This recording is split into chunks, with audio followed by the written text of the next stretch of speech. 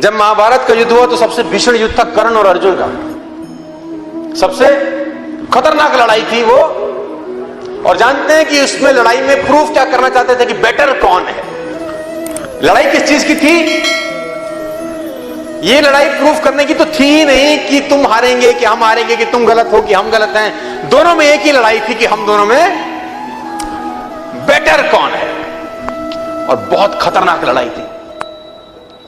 तो शास्त्र हम लोगों की ये कहते हैं, अगर आप पढ़ेंगे तो शास्त्र कहते हैं कि एक समय ऐसा आया उससे लड़ाई के दौरान कि जो कर्ण थे उन्होंने जब तीर चलाया, जिसको बोलते हैं एरो, और वो तीर जब अर्जुन के पहिए में जाके लगा तो शास्त्र ये बोलते हैं कि अर्जुन का जो रथ था जिसपे भगवान कृष्ण खुद विराजमान थे, उनका रथ 3 कदम पीछे खिसक गया। इतनी शक्ति के साथ उसने बाण मारा। कितना फीट पीछे गया?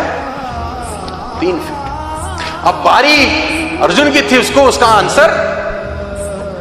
अब अर्जुन ने भी बाण लगाया और जब वो बाण कर्ण के पहिए पे लगा तो उसके घोड़े जो उस रथ को खींच रहे थे 7 कदम पीछे ले आए। वो इतनी शक्ति के साथ बाण लगा तो अर्जुन बहुत खुश हुआ।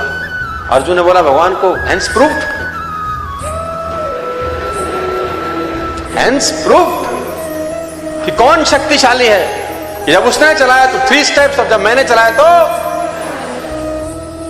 कभी कभी कुछ स्टूडेंट्स के नंबर अच्छे आ जाते हैं तो ईगो भी आ जाती है। कभी कभी देखो, नंबर अच्छे लाना और लाते रहना में अलग अलग बातें हैं। लाना और लाते रहना दोनों अलग अलग बातें हैं।